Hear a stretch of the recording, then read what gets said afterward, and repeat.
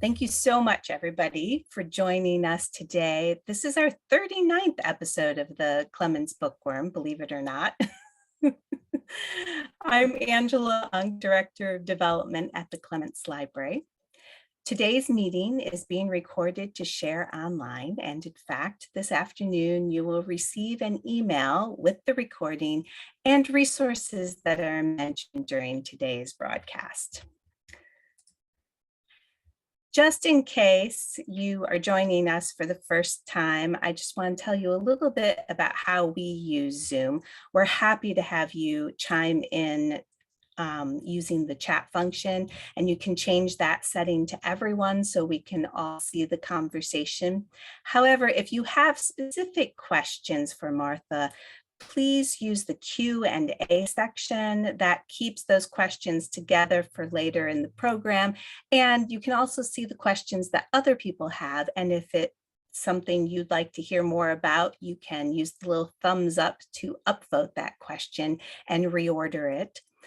We also today, as part of our Diversity, Equity, and Inclusion program, have the live machine captions on.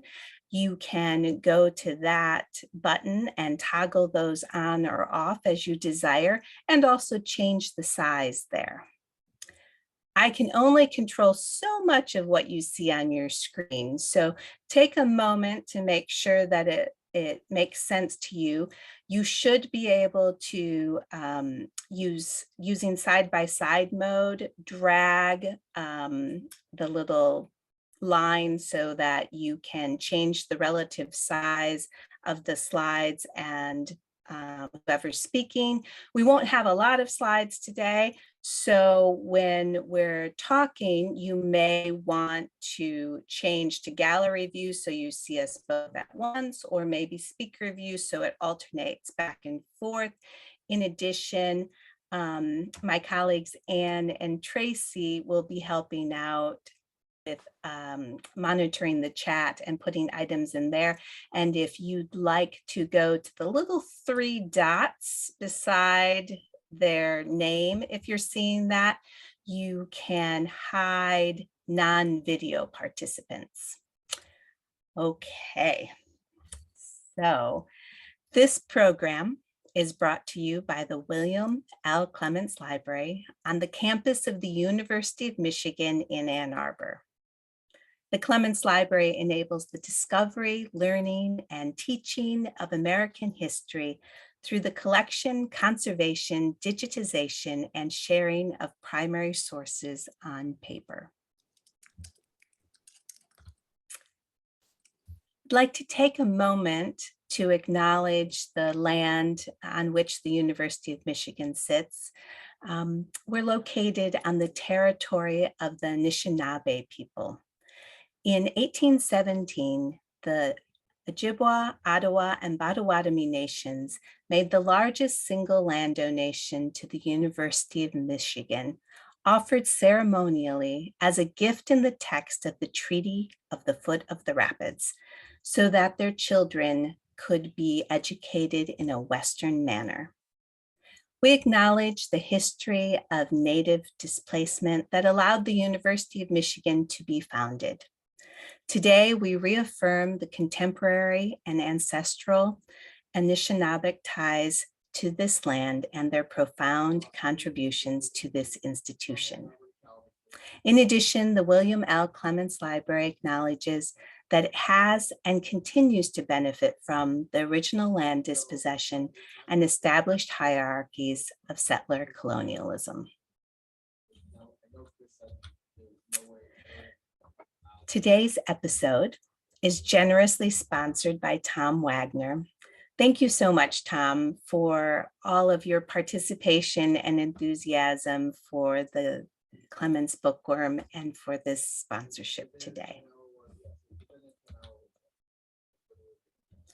Now I'm pleased to say that I'm hosting Dr. Martha S. Jones today. She is the Society of Black Alumni Presidential Professor, Professor of History, and a professor at the SNF Agora Institute at the Johns Hopkins University. She was recently named Visiting Distinguished Scholar at the Library of Congress, as well as Series Editor, Gender and American Culture at the University of North Carolina Press. Much to our delight, she also makes time to serve on the Clements Library Board of Governors. She'll be discussing her book, Vanguard, How Black Women Broke Barriers, Won the Vote, and Insisted on Equality for All. Welcome, Martha. Thank you so much, Angela. I'm thrilled to be here. Well, I have to say that I listened to your book on Audible and loved the narrator. It was really a great listen.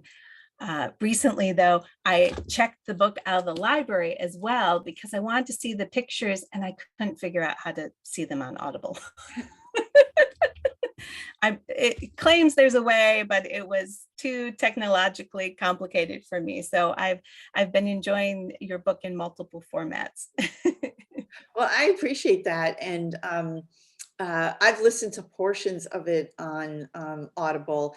And I had the experience recently of recording some book chapters for other projects myself as the reader, which gave me such a deep appreciation for the professionals who take on book length works as readers and really bring the book alive that way. It is not easy to do, it turns out. And so I'm really thrilled how well it turned out with Vanguard. Yes, indeed. One of the things that is always so fun to hear more about is the inspiration for a book. And I really enjoyed the introduction in your book discussing your own ancestors. Can you tell us a little bit more about that inspiration? Sure. And let me say thanks again to you and to the Clements Library and for everybody. You know, in fact, I was really on the way to finishing this book when I became, I don't know, self-conscious. I work in an office at home where I have photographs of some of the women in my family. So my grandmother, great-great-great-grandmother even, they sort of sit on my shoulder. And as I was coming to finish the book,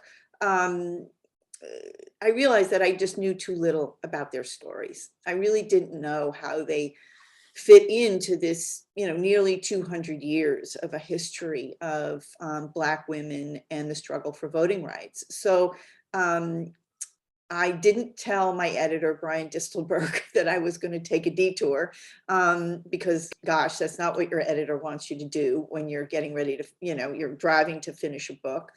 But I took a detour to do some family history research, which is a kind of research that had brought me to being a historian in the first place. So it was kind of a full circle. And it turned out to be a lesson in one of what I think is one of the major insights of the book. Let me tell you what I mean. So I go looking for my own grandmother, who in 1920 is a young woman, a mother, a wife living in St. Louis, Missouri. And I go back to see if I can find her. Like, what was she doing? Did she try and register? Did she cast a ballot? Now, I find her mother, who is a suffragist and an organizer, helping Black women to prepare to register in St. Louis, but I can't find anything about my grandmother in 1920. And that was a little, I don't know, disheartening, but I was lucky ultimately to stumble on an interview that she gave in the 1970s about her life in civil rights in her adopted hometown, which is Greensboro, North Carolina. What she told us in that interview was how thrilling it was to work in the area of voting rights. But she wasn't talking about 1920 and the ratification of the 19th Amendment and this moment when many American women win the right to vote. She was talking about the 1950s and the 1960s.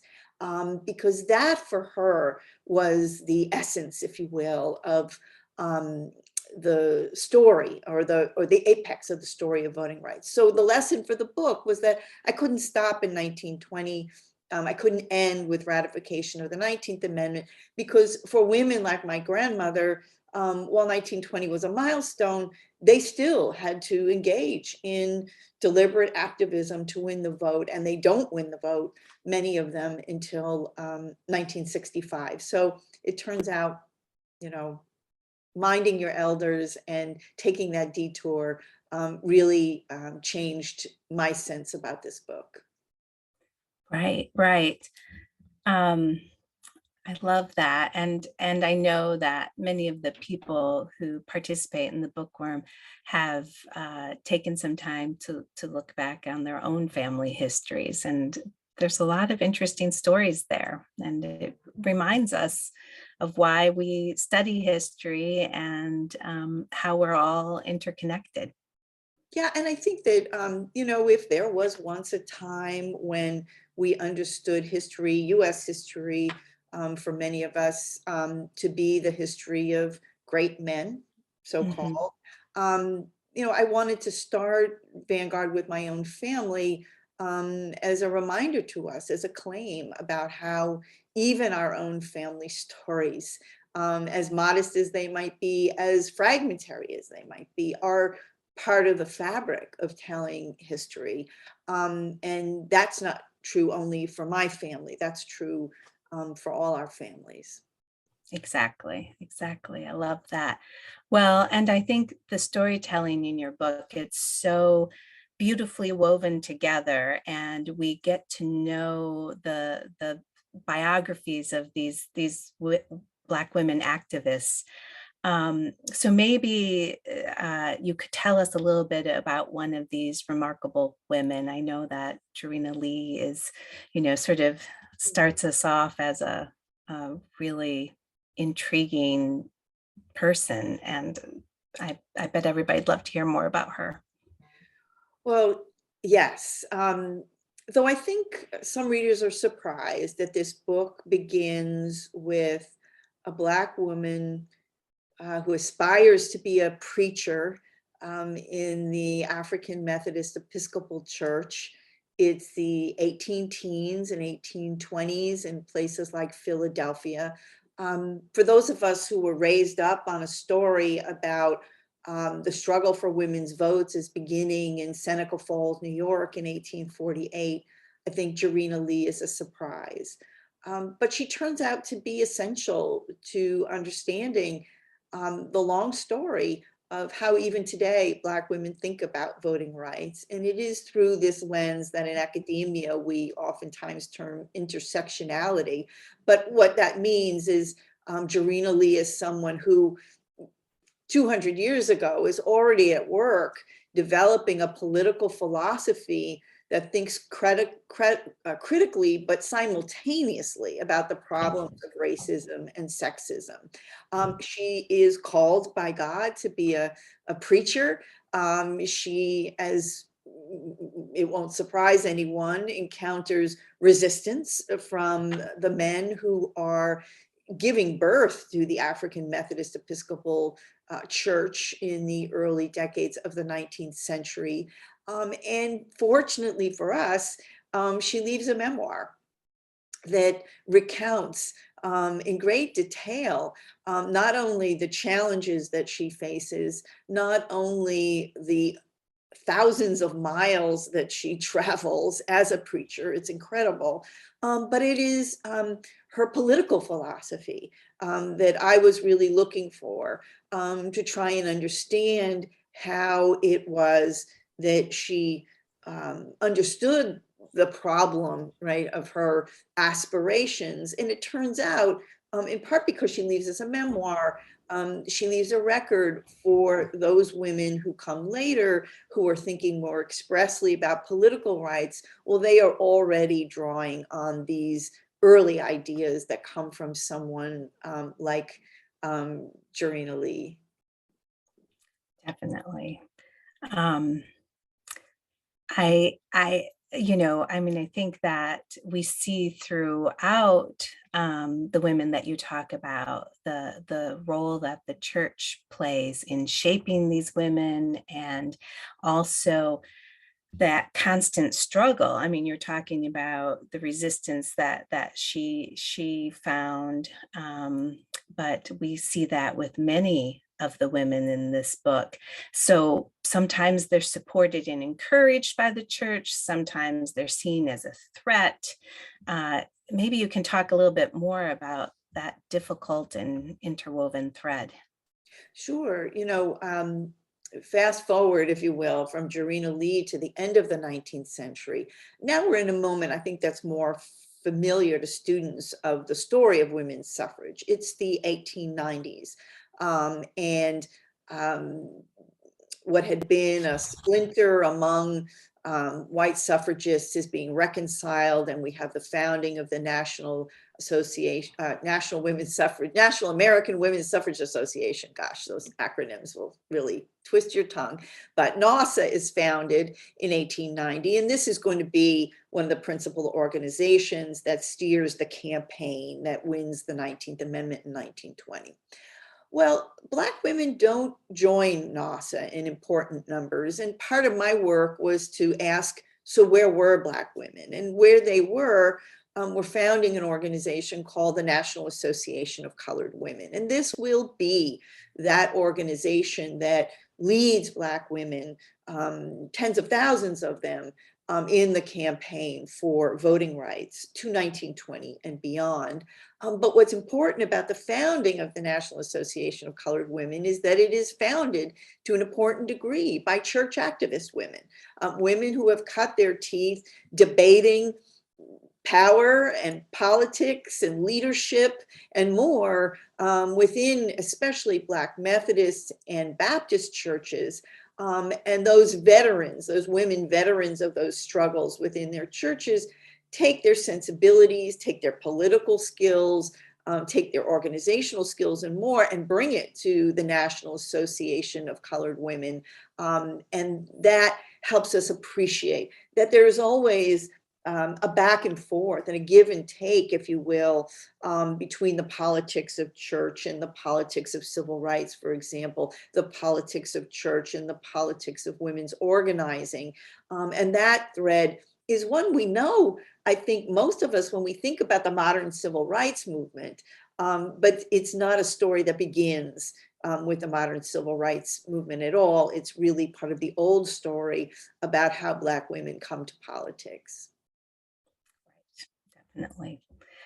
Um, so, I mean, even though they're struggling sometimes with the church, I think what's more difficult to think about and to read about are how often they face violence and threats against their life, and the indignities of segregation, sexual harassment. How do you think that these personal dangers influence the work that they pursue? One of the questions I often get is, how does an African American woman's movement for voting rights, for political rights, differ from that of their white counterparts? And you've put your finger right on it. Yeah. That Black women are experiencing a kind of terror in their everyday lives that oftentimes unfolds in moments when they are traveling, streetcars, railroads, steamships, and more. Black women again and again are being, yes, relegated to separate accommodations, but oftentimes violently so. And this was a dimension of the story that I didn't anticipate, that really I discovered for myself only in doing the research, that nearly every activist woman who I chronicle in this book has a moment in which she finds herself having to defend herself physically, right? And that becomes a core concern for Black women, and it is not one that is, for example, championed by an organization like NASA or the National Women's Party. That Black women distinctly are calling, yes, for equality, but also the term they use is dignity. Right. And dignity is a term that captures that drive to win political power, to win voting rights, so that, for example, Black women can help win anti-lynching legislation in Congress. Because what they know ultimately is that even if you win a 19th Amendment, if violence and intimidation persist, they're not going to be able to vote. And that is, in fact, what will happen after 1920 in too many places. Violence and intimidation will keep Black women from the polls. So this is not a sidebar issue or a women's issue or a race issue. It is an issue that is absolutely at the foundation of voting rights. Right. So you mentioned that that was one of the surprises that you found as you were researching. What are some other surprises that you found during research? One of the other questions I have, and people who know anything about my earlier work, I'm a 19th century US historian, an early American historian. So one of the more daunting aspects of this book, again, comes from my editor, who says you have to write into the 20th century, you have to come to 1965. And I know too little about this period. So I am really a student as I begin the research. How do you tell the story of that begins with the disappointments of the 19th Amendment? So many Black women still disenfranchised by state laws, by violence and intimidation, despite the 19th Amendment. How do you write the story from there to the success in 1965 of winning the Voting Rights Act? What happens in between was the question I didn't wholly know the answer to, and especially what role did Black women play in there? So it gives me a chance to actually, and this connects to the first question you asked me, to pick up a character in the story who I knew of, Mary McLeod Bethune. Mrs. Bethune was someone who in my house growing up was a queen. She had been a peer to my grandfather. She was someone whose stories about her were part of our family lore. But I really didn't know enough about her work. So I get to come back to Mrs. Bethune, and she really helps me fill that gap. How? Well, she's an educator and a suffragist, yes. She suffers in 1920 in her home state of Florida from the kind of intimidation and violence that is so ubiquitous in the wake of the 19th Amendment. But Mrs. Bethune, in that moment, becomes a fully fledged politician, and she begins to understand and to work on power in a whole range of creative ways. So out of the disappointments of the 19th Amendment, she's going to come to Washington.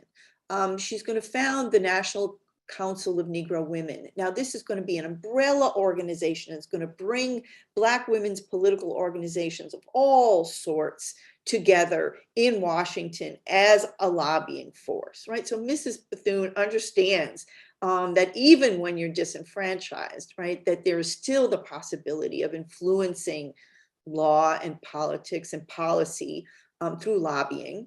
And she brings Black women by the hundreds to Washington to make them a visible presence.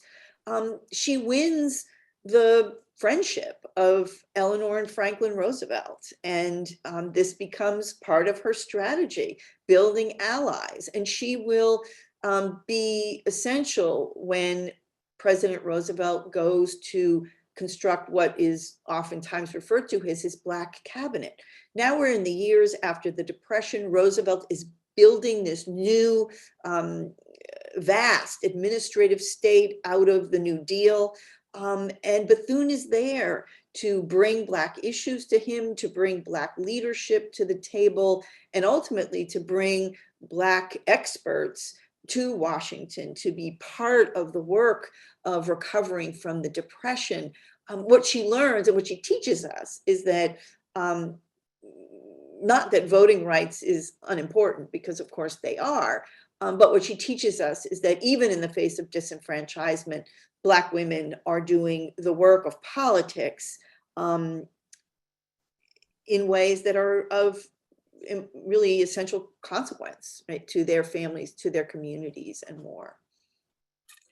Do you think, like in terms of your historian hat and your lawyer hat, did you find do you find yourself, is that something where you feel like it's always melded together, or do you feel like you go back and forth between the two when you're researching a topic like this? That's a fun question.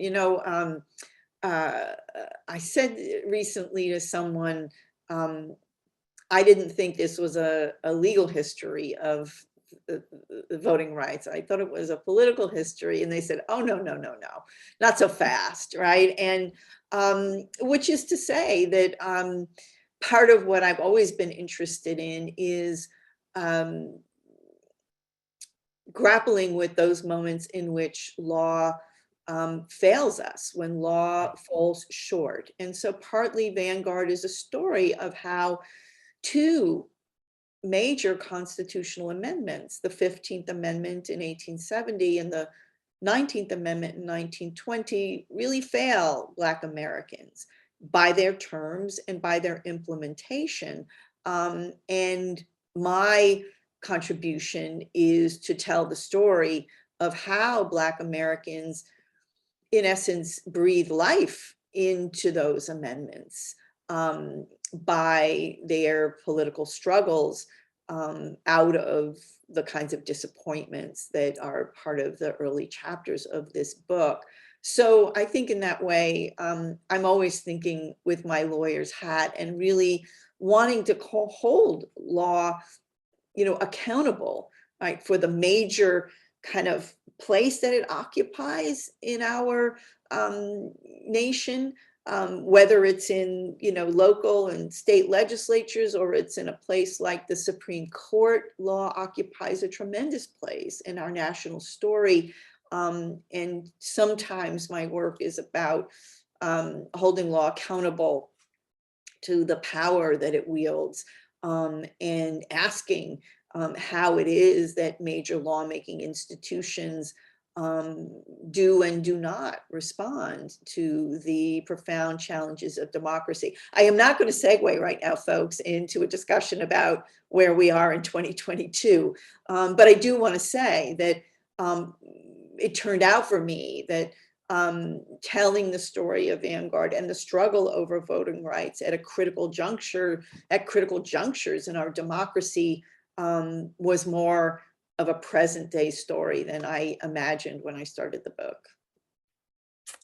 Yeah, I can, that makes perfect sense. And it's interesting because as the anniversary of the 19th Amendment hit a couple years ago, it was a moment for many of us, I think, to realize, I think you called it earlier today, a milestone, that it's a milestone, whereas there certainly had been, the way that I had been taught, that it was,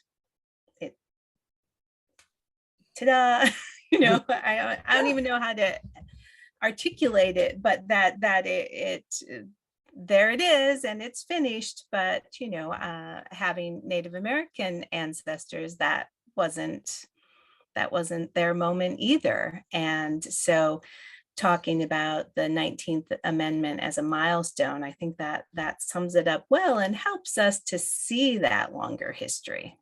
Yeah, this was not a book I intended to write. But it was a topic I had taught for many years at the University of Michigan. And when it occurred to me that we might kind of roll into 2020 and the celebrations of the 19th Amendment and not account for the disappointments of the 19th Amendment, this felt like the book, not only I needed to write, it was the book I needed to read, right? It was the history I needed to know. And oftentimes when we write history, we're trying to answer questions, right, that we have, and we hope other people are also interested in those questions.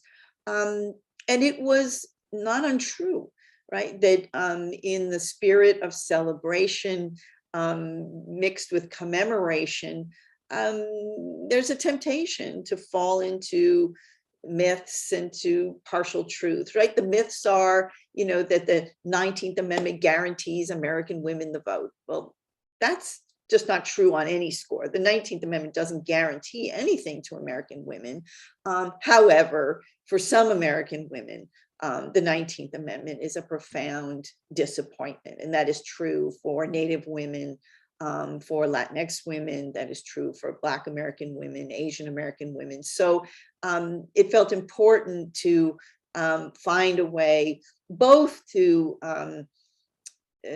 introduce that critical perspective on the centennial of the 19th Amendment, but also, I hope, to offer up some new sheroes, right, in the American pantheon. In other words, if knowing more about Elizabeth Cady Stanton or Susan Anthony makes it harder to uncritically celebrate them, I'm here to offer you, a Sojourner Truth or a Mary Church Terrell or a Mary McLeod Bethune and say, we can expand and build a different kind of pantheon. And I should say, Mrs. Bethune is about to be installed in the National Statuary Collection representing Florida in the Capitol. So, we really are in that, in this long moment of doing that work. And I hoped that Vanguard would help us to make that transition and be a resource for folks who said, I was meeting people who, when I said to them, actually the 19th Amendment doesn't, for example, empower Black women to vote in many places. And people would say, of course, right? You understand the point, but you don't know the story behind that. And so this is a book trying to put some meat on the bones of that really important insight. Exactly. Yes. And it's amazing to read those stories and to think about those women and their passion and bravery. And I definitely, everyone should read it. It's amazing. And as I mentioned earlier, if you didn't hear me say it, listening to it on Audible was a delight. So I guess you talked a little bit about some of the lessons learned and some of the things that we can apply. Do you have any others that you'd like to mention? Well, sure. I mean, I have to say, that while I could not have anticipated where we would be when this book was first published in fall of 2020. And in fact, we went back and just in December, the paperback edition was released and it's out there for folks. But we had to add a new chapter because so much had happened with respect to African-American women in politics, African-American women's voting rights, and more, that we just couldn't leave it where I had tried to leave it originally. So that was a very fortunate turn. But it's because there were new lessons that I think I was learning in real time in the fall of 2020. And that was first that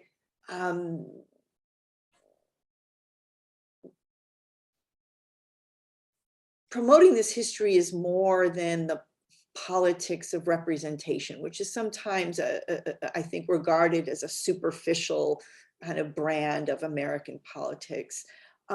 because what I heard and what I continue to hear from women of consequence, not the least of whom was then Vice President Kamala Harris, as she's accepting the Democratic nomination and she's going to run for the vice presidency.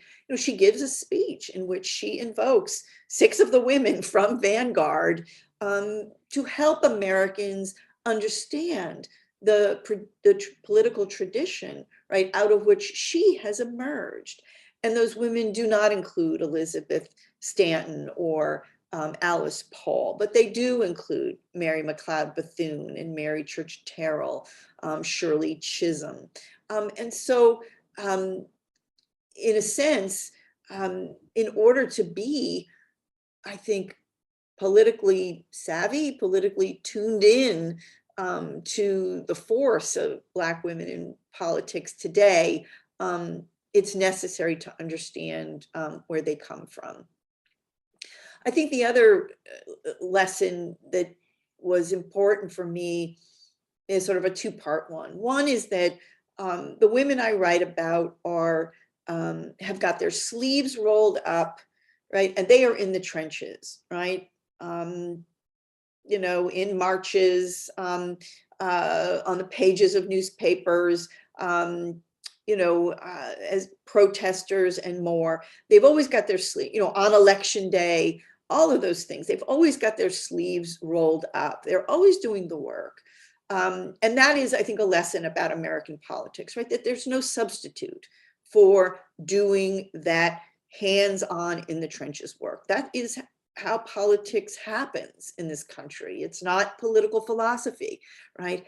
But political philosophy is important. And so what I discovered is that the same woman who's in the trenches, Mrs. Bethune, right, who's in there registering women to vote in 1920 under very dangerous circumstances, when she gets the microphone or when she gets the pen, she talks about big ideas, right? She talks about big ideas, right? That her struggle is, yes, about casting a ballot in 1920, but it is also about human rights.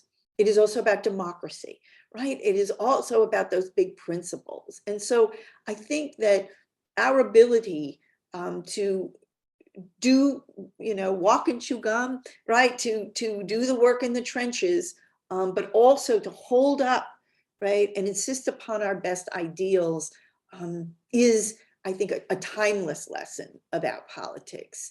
And when we're frustrated and we become cynical about politics, I think it's sometimes because we're only in the trenches, and the trenches are tough and disappointing and rough and more. But when we continue to be, in community around our best ideals, I think that's what inspires us, that's what rejuvenates us, that's what gets us back to doing the work. And the women in Vanguard just always know how to work in those 2 registers. So for me, they're really important to go back to when I am, as so many of us are, I think, too often beleaguered by the work that we do every day for democracy. Right. I love that. That's a beautiful lesson. And I think, something that we can all aspire to continue to participate in this, amazing experiment that continues to need our help and our thoughts and big ideas, as you said, and rolling up our sleeves.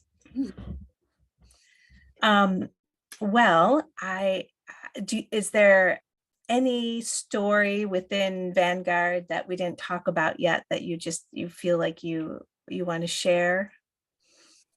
Oh gosh,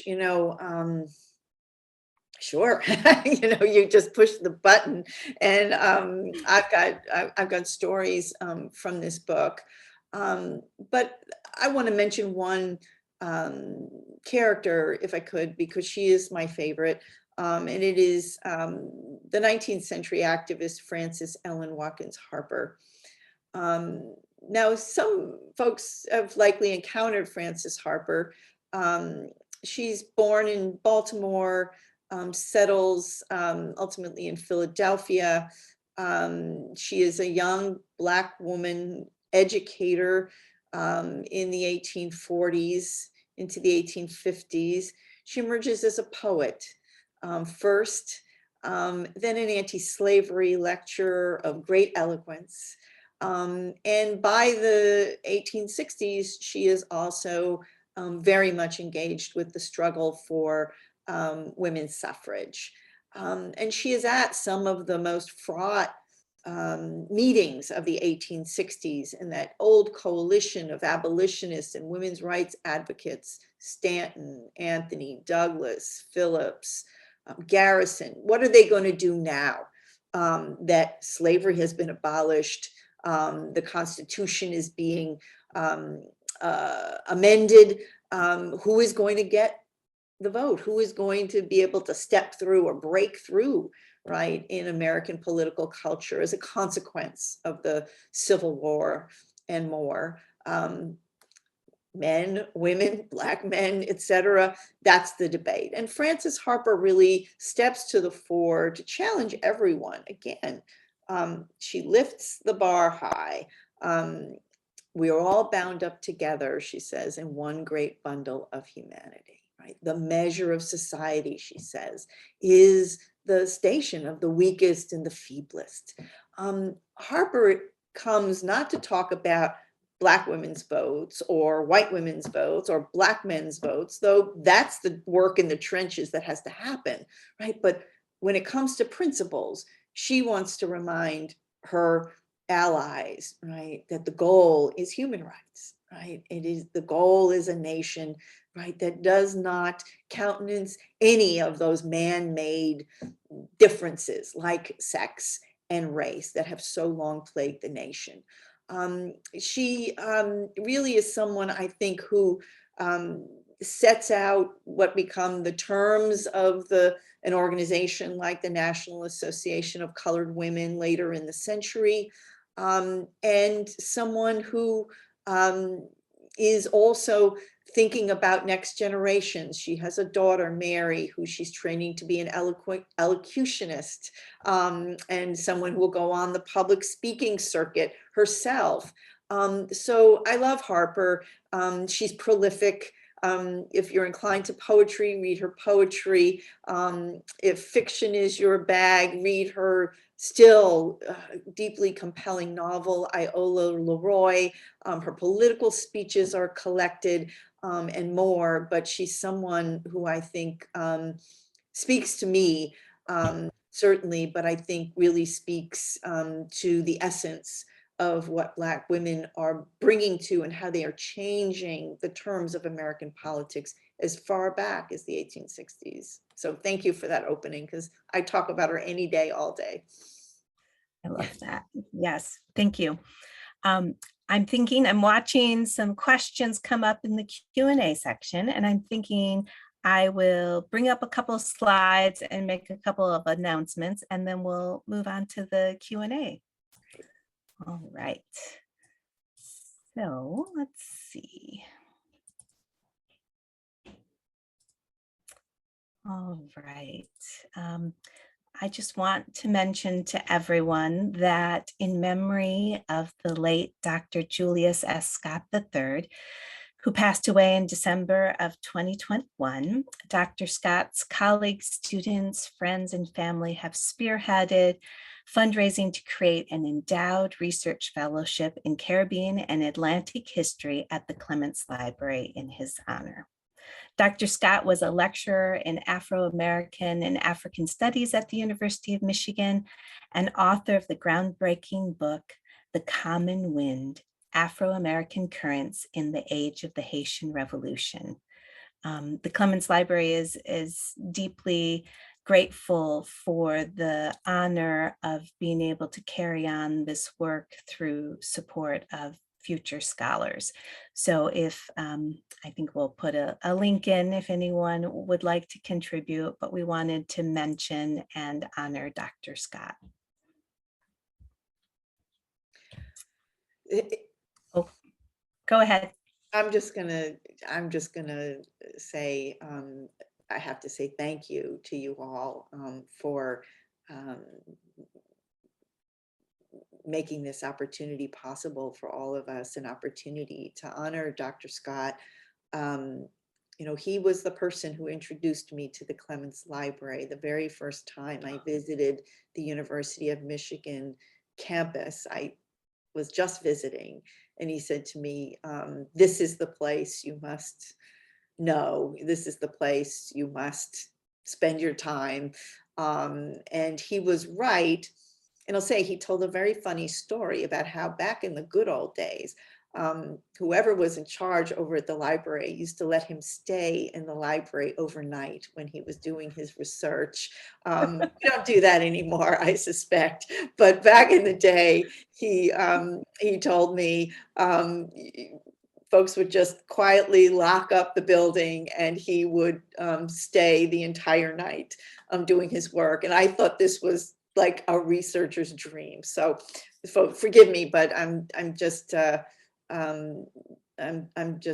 very, very thrilled that the Clements has taken the leadership and honoring him, and what a great possibility for emerging scholars now in the field of Caribbean and Atlantic history. So thank you.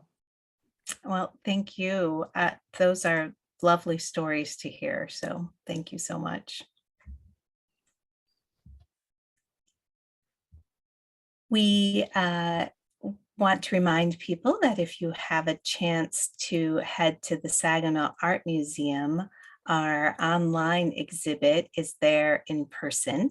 No, not even for a picture. It's re-examining the Native Midwest and tribes' relation to the history of photography. And you can see these materials in person through March of 2022. And we haven't had a chance to send out a save the date email yet, but we will have an afternoon on March 10th where we'll invite Clements supporters and friends to come together and view the exhibit together. So you can mark your calendars for that as well. Next Bookworm will welcome Clements Library Director Paul Erickson. He'll be talking about buying books in 19th century America. It's a fun program that we thought everyone would enjoy. And so you'll receive, now that you've signed up for the Bookworm, you'll receive a reminder next month about it. And hopefully you can join us again in person. If not, you'll receive the email with the recording and resources, just like you'll receive later today. And of course, your gifts are important to us. So if anyone would like to sponsor a future episode of the Bookworm, you can contact me or Anne. And thank you once again to Tom Wagner for sponsoring today's Bookworm. All right, so everybody put your questions in the Q&A section, and we will commence with those. Let's see. So Marshall is talking about the vote yesterday and, you know, restricting the ability of people to vote. And I'm not sure there's an exact question there, but maybe you would like to comment on that. Sure.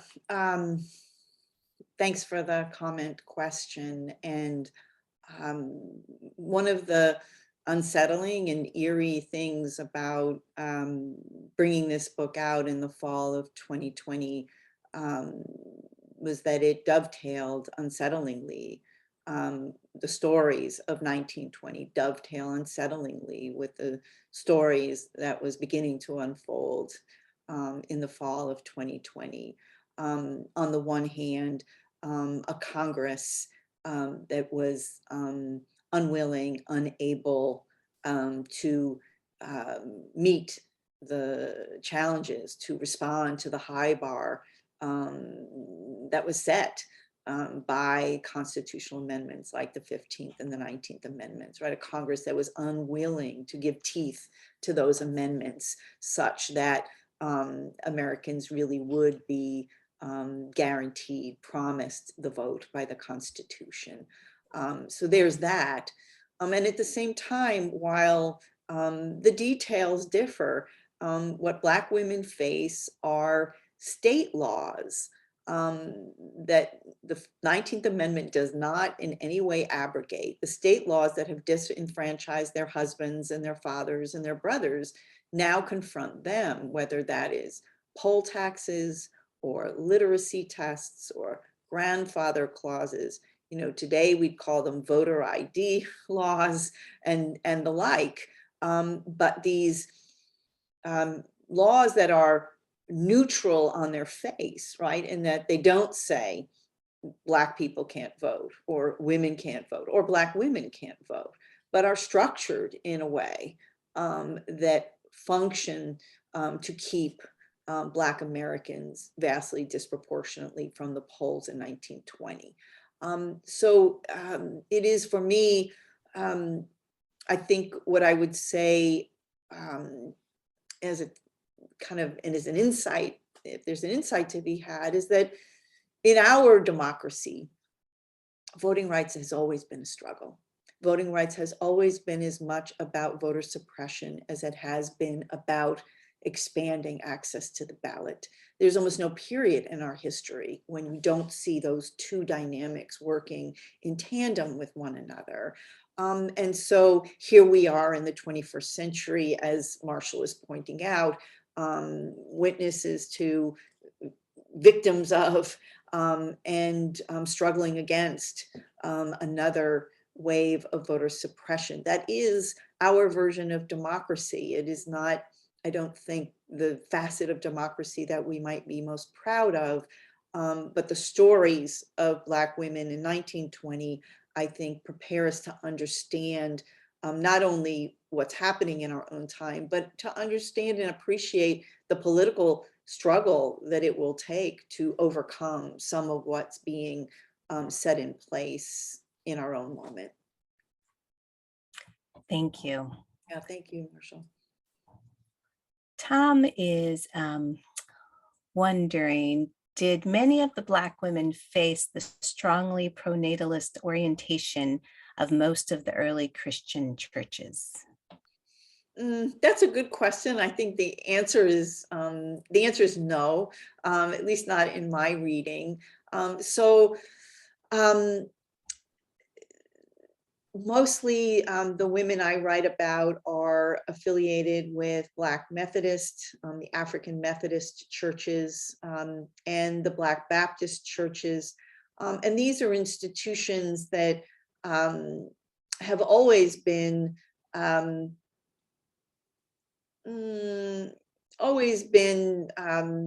led to an important degree by a critical progressive politics.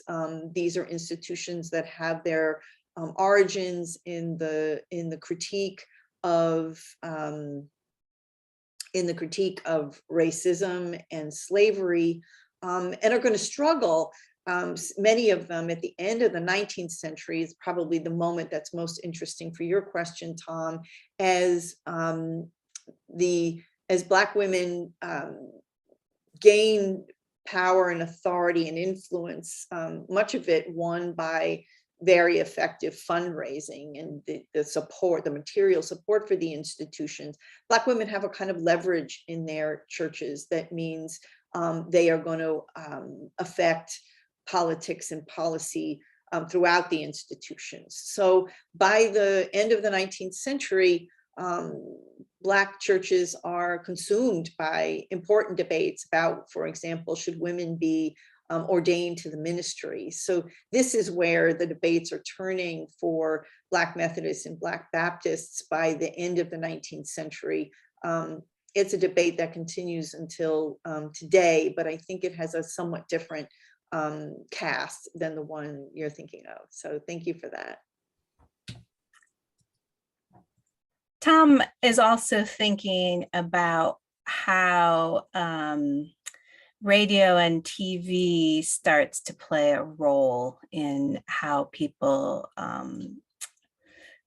see each other and communicate and move these different ideas forward. He's mentioning Marian Anderson on the steps of the Lincoln Memorial. Do you have any thoughts about that? Yeah. Two things. One, quickly, is that I write about Black women journalists, and there's an important story before we get to radio and then television. There's an important story, right, about print journalism and how Black women, as writers, as editors, as owners of newspapers, are shaping their own political destinies. But one of the characters I write about in Vanguard in the 1960s is Mississippi's Fannie Lou Hamer. And Mrs. Hamer is a one-time sharecropper turned political organizer in the Student Nonviolent Coordinating Committee.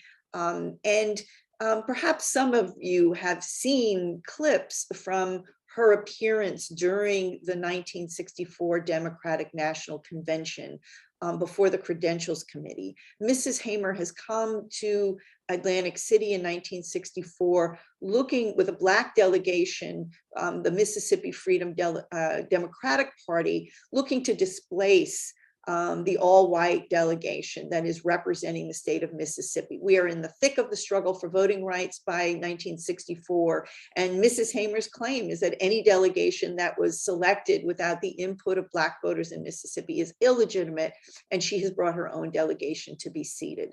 She speaks before the Credentials Committee, and it is an example, only one of the many examples of how Mrs. Hamer understands the power of the television to capture, to project, and to bring the African American struggle for voting rights into the homes of millions of Americans.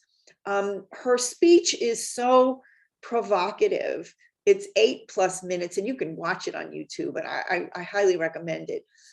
It's so provocative that President Johnson, in the midst of her remarks, calls an impromptu press conference, looking to draw the attention of the cameras away from Atlantic City and Mrs. Hamer and to him at the White House. He hasn't yet come to the convention, and he succeeds.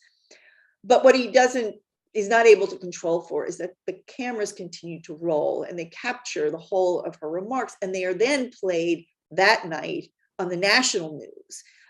And so Mrs. Hamer is an example of someone who is very deliberately using the power of television to not only affect, yes, President Johnson and members of Congress who are going to ultimately be on the front lines of enacting the Voting Rights Act, but she knows that to bring her cause and her concerns and herself, right, into people's homes, into their living rooms, is an essential component of the struggle for voting rights. And she is charismatic and really one of the best, I think, in this period for exploiting, if you will, those technologies. Thank you. Valerie has a question. She's mentioning that she recently heard a couple of other female historians talking about the idea that some great people have to die, and in some cases, literally having their lives endangered before they can become great public forces of nature. This is an idea that is very much in line with the idea of regeneration in the Christian church. The old self dies and is replaced with a new, more pure self.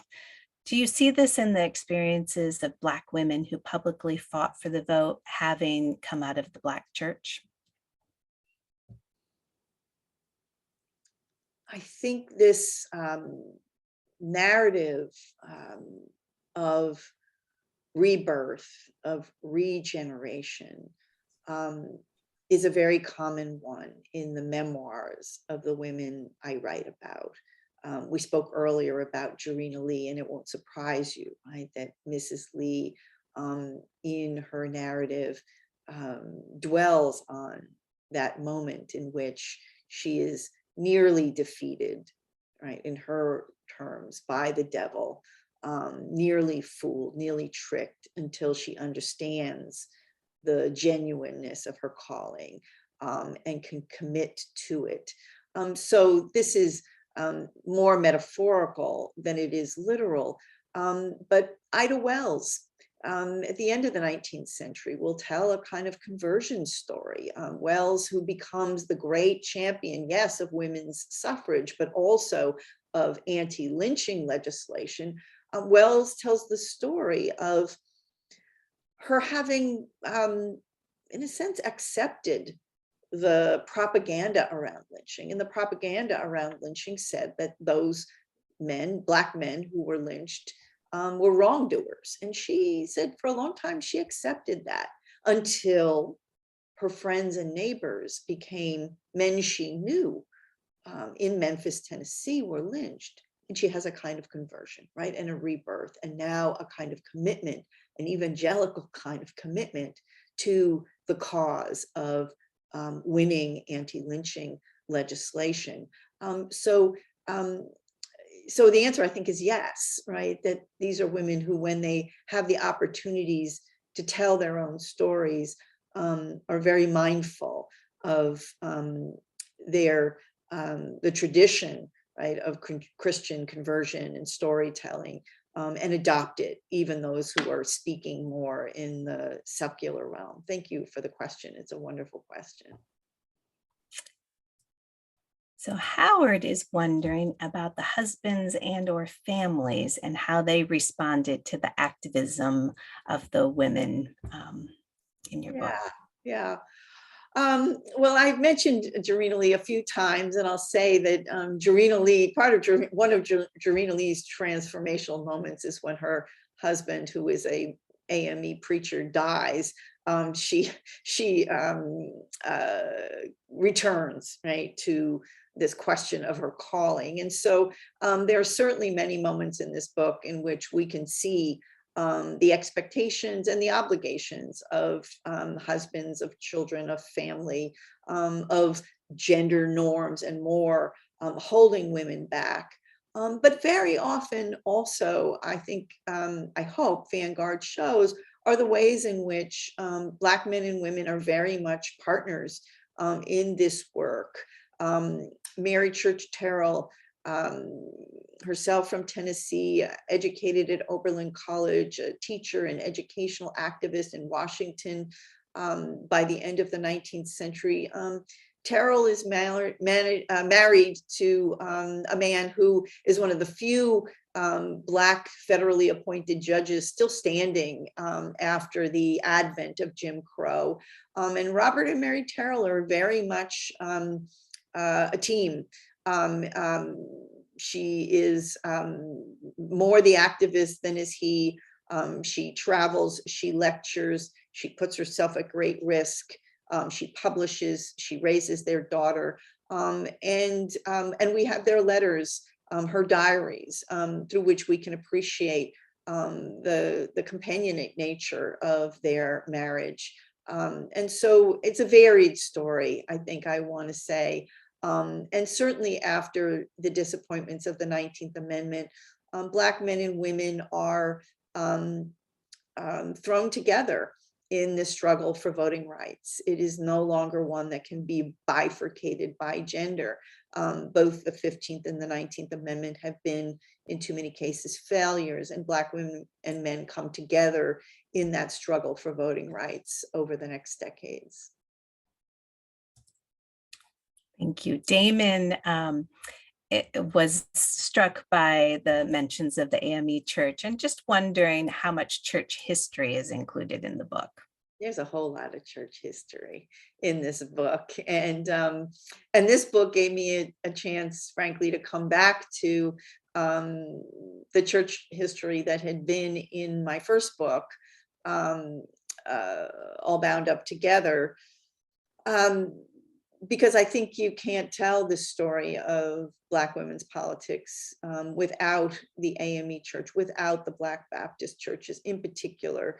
But I come all the way to forward to the great Pauli Murray, one of the unparalleled architects of our 20th century theories about women's equality, constitutional theories about women's equality. And many of you will know that Murray finally becomes ordained in the Episcopal Church in the very first wave in the 1970s of women who are ordained in that denomination. And she speaks eloquently about how her ordination is the culmination of a long quest for equality, which for Murray was, yes, about gender and about race, but was also about sexual identity and more. It is in her ordination to the priesthood that a lot of what she had struggled for is finally realized. And so I don't think you could tell this story without church. Thank you. Annette is wondering, the leadership roles assumed by the Black women featured in your book differed from the lives of the prescribed restrictions of patriarchy on the public roles of white women. Where were economic conditions a factor in Black women's assumption of public roles or other social factors in Black communities? Sure. Thank you for that. I think there are two ways to think about that question. On the one hand,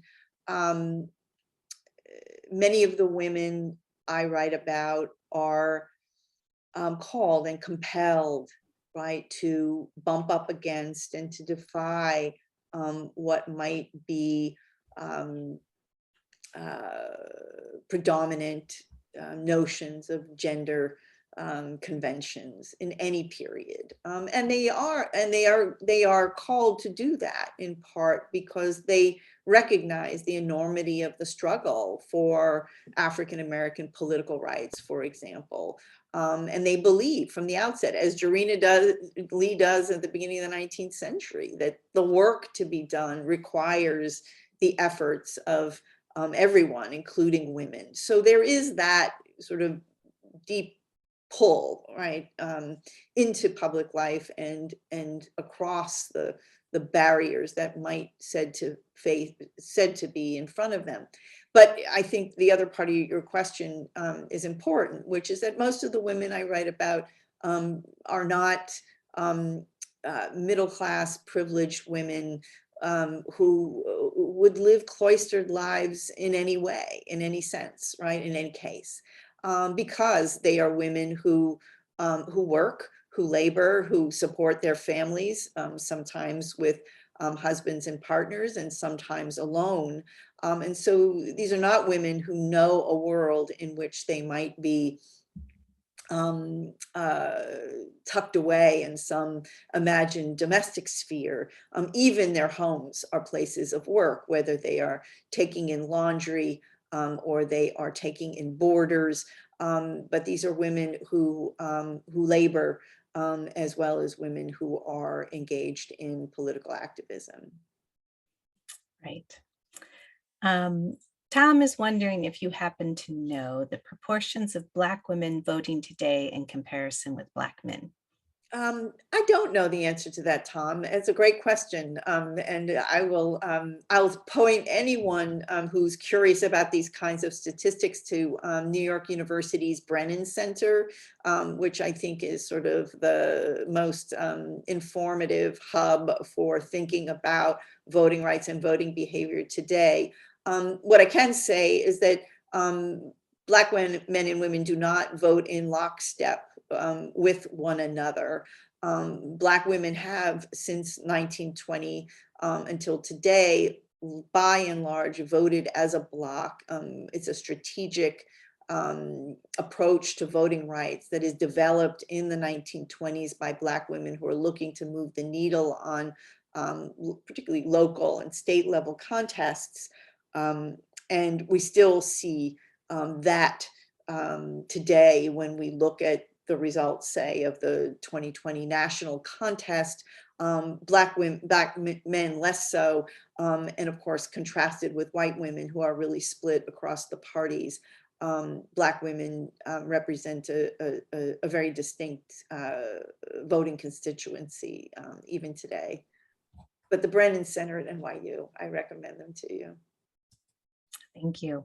Well, thank you for taking so much time with us and for discussing your great book. And I'm so excited that I see that you're writing more books. I saw that you signed a contract to write 4 more books. What are you working on next? Usual book deal, as the New York Times called it.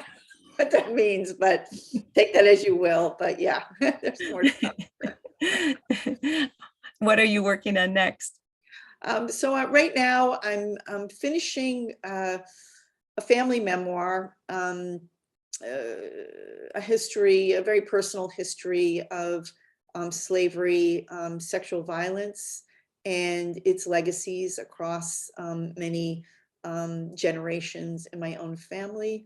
And I'm at the Library of Congress, as you mentioned, beginning a new book, which is a biography of U.S. Supreme Court Justice Roger Brooke Taney. So stay tuned, folks. I look forward to being back with you to talk about those too. Excellent. Well, we look forward to reading them. So thank you, everybody who joined us today. It's always lovely to see your comments and questions, and know that you're out there, and we appreciate your support and enthusiasm for this program. And thank you once again, Martha, for joining us and for this really, thought-provoking and important discussion. And we hope to see you in person again soon too. Me too. Thanks, everybody. Bye-bye, everybody.